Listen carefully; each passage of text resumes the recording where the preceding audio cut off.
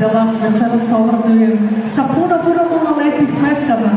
Pevat ćemo vam večeras pesme stare, pevat ćemo vam pesme